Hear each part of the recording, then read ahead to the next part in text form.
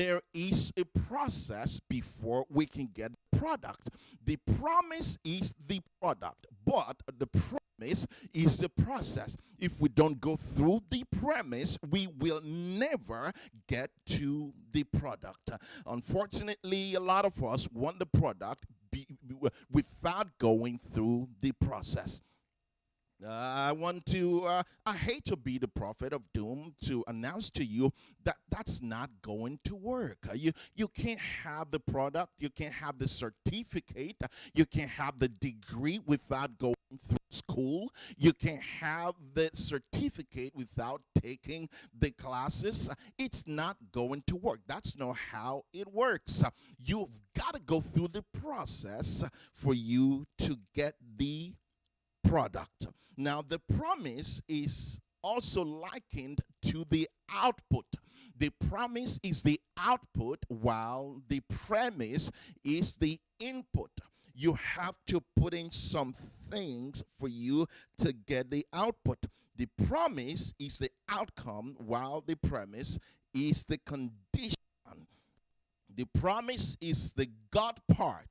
The promise is the God part. The promise is the God part. The promise is the God part. The God part.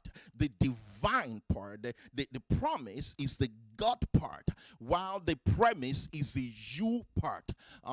The promise is the God part, while the premise is the you part. The promise is the divine part, while the premise is the human part. So you've got to do the you part for God to do the God part. You've got to do the human part for God to do the divine part. We have been conditioned. Okay, we've been conditioned to think a certain way. We have not been conditioned to think or to always be conscious of the fact that the promise is dependent on the premise. When the premise is satisfied, the promise is fulfilled.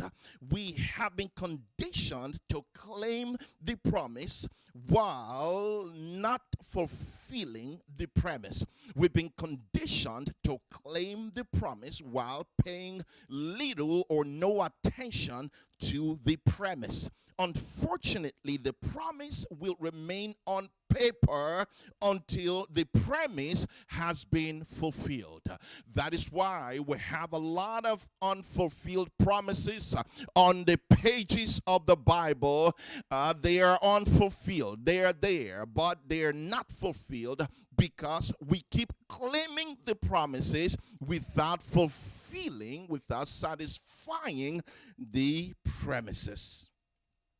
It is important to understand, to have this paradigm shift. It is important to have this mental surgery today to begin to focus less on the promise and begin to focus on the premise. Like that jailer asked Paul, what shall I do? What shall I do to be saved? He was asking for the premise. What is the condition for being saved? What is my part before God does his part? You have to focus on the premise. Your questions should be, what should I do? What shall I do to enjoy the promises of God? The promise is the sweet part.